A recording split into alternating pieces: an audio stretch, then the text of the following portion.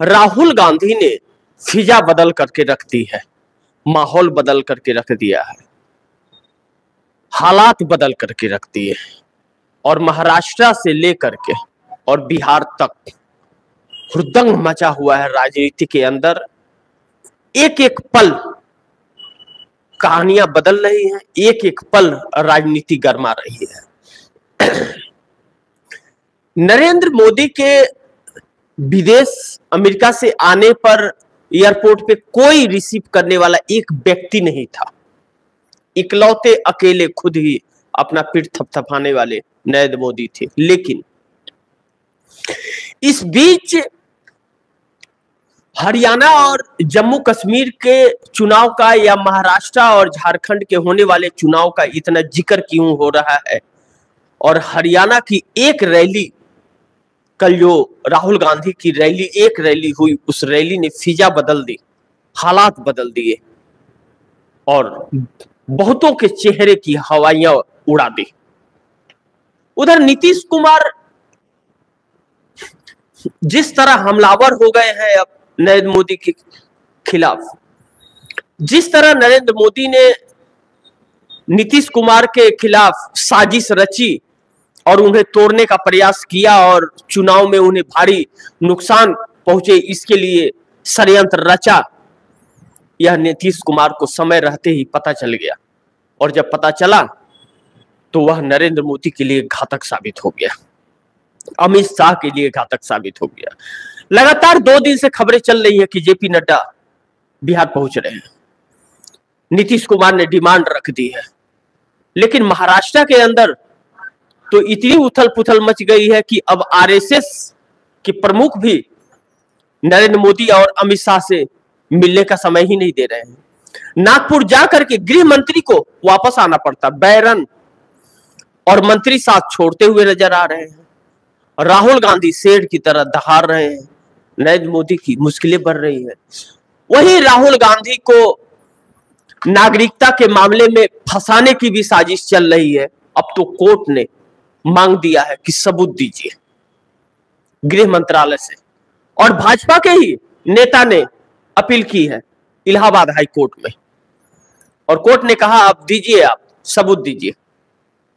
गृह मंत्रालय से सबूत मांगा गया है कि आप सबूत दीजिए कि राहुल गांधी ब्रिटेन के नागरिक हैं।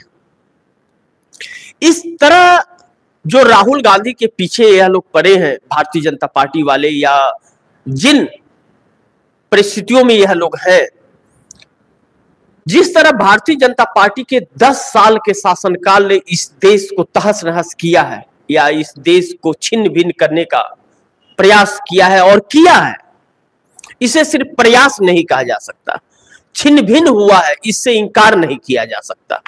क्योंकि अगर नहीं होता तो इतनी त्रासदी नहीं होती इस देश के अंदर, और लोग इतने परेशान नहीं होते, बेरोजगार नहीं होते, महिलाएं घरों में नहीं बैठती।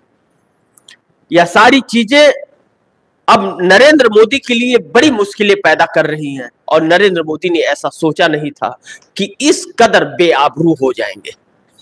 क्योंकि 10 सालों में जो षड्यंत्र रचा गया, वह षड्यंत्र अब सबके सामने आ गया। वो कहते हैं ना, भेद खुल जाता है, सच्चाई छिपाई नहीं जा सकती। सच्चाई एक दिन बाहर निकल आती है, और वही सच्चाई जब बाहर निकलती है तब मुश्किलें पैदा कर देती है। और आज वही हालत, एग्जैक्टली वही हालात आज भारतीय जनता पार्टी की, नरेंद्र मोदी की है। आरएसएस के प्रमुख मोहन भागवत क्यों नहीं मिले अमित शाह से? यह चीज हल्की नहीं है, छोटी बात नहीं है, क्योंकि आरएसएस की एक संस्था है भाजपा, लेकिन 2 गुजरातियों का कब्जा हो गया और भाजपा अपने साथ साथ आरएसएस को भी समाप्त करने में लगी है। ऐसा होगा या किसी ने नहीं सोचा था। लेकिन चंद्रबाबू नायडू की जिक्र नहीं हो रहा है, शांत पड़े हुए हैं, लेकिन शांत नहीं है, उस शांत के पीछे बहुत बड़ा तूफान है। और यह कहा जा रहा है कि जो खत नीतीश कुमार ने लिखा है वह चंद्रबाबू नायडू की सहमति से लिखा गया है, ऐसी खबर निकल रही है। ऐसे कहते भी लोग नजर आ रहे हैं। कि चंद्रबाबू नायडू और नीतीश कुमार की डिमांड एक ही है, सेम डिमांड है। तो न तो चंद्रबाबू नायडू को कुछ मिला और न तो नीतीश कुमार को कुछ मिला। तो अब नीतीश कुमार जब सख्त हुए कि अब तो आपको हमारी मांगे पहले माननी पड़ेंगी, और जिस मांग से मोदी और शाह अस्वीकार कर चुके हैं, नकार दिए उसे कि हम आपकी यह मांग नहीं पूरी कर सकते, हम आपको नहीं देंगे। लेकिन सरकार बनने के पहले जो वादे हुए थे, जो चर्चाएं हुई थी, बात हुई थी, वह इसी मांगों पर हुई थी, समर्थन देने को। लेकिन अब वह देने के लिए मना कर रहे हैं। तो मना कर रहे हैं तो यह अब फिर खत लिख दिए। यह खत यह कहा जा रहा है कि सिर्फ इसके लिए लिखा गया है कि इनका साथ छोड़ना है। अब अगर यह नहीं देते हैं, जो इम्पॉसिबल है दे पाना, तो साथ छोड़ने के लिए रास्ते साफ रहेंगे चंद्रबाबू नायडू और नीतीश कुमार के। नीतीश कुमार इसी षड्यंत्र के तहत वह खत लिखे, यह भी कहा जा रहा है।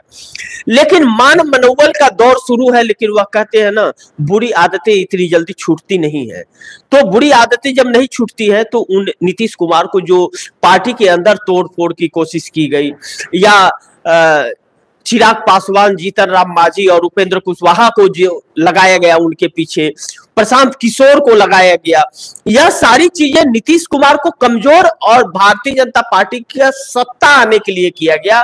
जिस तरह उड़ीसा में नवीन पटनायक के साथ किया गया, साथ ही रह करके और उसी थाली में खा करके उसी में छेद कर दिया गया, उसी तरह बिहार में किया जा रहा है। और एक बार बिहार में भाजपा आ गई तो भाजपा को हटा पाना इतना आसान नहीं होगा, क्योंकि ईवीएम उसके साथ है। इन तथ्यों पर और इन चर्चाओं पर सोचना और समझना बहुत जरूरी हो गया है। और राहुल गांधी की फिजा जिस तरह बदल रही है, या महाराष्ट्र के अंदर जो राहुल का जलवा चल रहा है, और अजीत पवार अब नासूर बन गए हैं भारतीय जनता पार्टी के लिए। भारतीय जनता पार्टी न तो निगल पा रही है न उगल पा रही है, और अजीत पवार आक्रामक हो गए हैं, जो भारतीय जनता पार्टी को बहुत नुकसान पहुंचा सकता है। वह कहते हैं ना, खुद तो जाऊंगा सनम, तुझे भी ले जाऊंगा।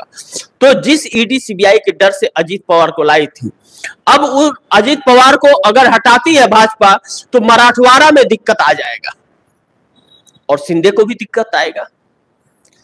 अब इस चक्कर में भाजपा न तो उगल पा रही है न निगल पा रही है, और आरएसएस हाथ छोड़ चुका है भाजपा का। विदर्भ की 60-65 सीटें जो है वह तलवार लटकी हुई है उसके ऊपर कि वह भारतीय जनता पार्टी को मिलेगी नहीं। उसमें 10-12 सीटें आती हुई नजर आ रही हैं, बाकी 50 से 55 सीटें तो इंडिया गठबंधन को जाती हुई नजर आ रही है। चिंता का विषय है, और आरएसएस हाथ छोड़ चुका है। अब भारतीय जनता पार्टी महाराष्ट्र में जो 50 सीटों के नीचे सिमटती हुई नजर आ रही है, और हरियाणा साफ हो गया। राहुल गांधी की एक रैली ने फिजा बदल दी। नरेंद्र मोदी के 2 रैलियों में उतनी भीड़ नहीं आई, उसके 4 गुना भीड़ राहुल गांधी की पहली रैली में आ गई। यानी कि दिख रहा है कि किस तरह फिजा बदल रही है, और यह चीज भारतीय जनता पार्टी को नागवार गुजर रही है अब। लेकिन जम्मू कश्मीर के अंदर भी हालात वही है। 370 हटाने के बाद भी भारतीय जनता पार्टी अपना दबदबा नहीं बना पाई। पूर्ण राज्य के दर्जे को वह केंद्र शासित राज्य में बदल दी कि दिल्ली से हमारी सत्ता है, मैं इसको हैंडल करूंगा गवर्नर के जरिए। अब यह चीजें बहुत कुछ बयां कर रही हैं और देश में चर्चा का विषय हो गया है। लेकिन राहुल गांधी को जो नागरिकता के मामले में फंसाने का कोशिश किया जा रहा है, यह राहुल गांधी का डर है इन लोगों को कि किसी न किसी तरह राहुल गांधी को कैसे इस राजनीति से विदा किया जाए। और अब इंडिया गठबंधन इन्हें विदा करने की प्लानिंग कर रहा है, और आरएसएस इन्हें ही, मोदी और शाह को ही विदा करने जा रहा है। यह नफरत की राजनीति जो हो गई है नरेंद्र मोदी के काल में, यह सबको अब बहुत डरा रही है, क्योंकि यह इस हद तक गुजर गए हैं कि जो सर से ऊपर पानी चला गया है। और यह बर्दाश्त अब न तो जनता को हो पा रहा है, न भाजपा को हो पा रहा है, और न आरएसएस को हो पा रहा है, न इनके सहयोगियों को हो रहा है। यह किसी के सगे नहीं हुए, किसी के नहीं हुए। जो इनको सपोर्ट कर रहे हैं, जो सत्ता में बैठा करके रखे, उन्हीं को तोड़ने और फोड़ने का कार्य कर रहे हैं। यही वजह तो है कि नीतीश कुमार ने खत लिखा कि यह मांगे हमारी पूरी कीजिए, अब पहले डील पूरी कीजिए। और चंद्रबाबू नायडू की भी वही मांग है। इस खत को अकेला का ना समझा जाए, दो लोगों का समझा जाए जो एन फैक्टर है।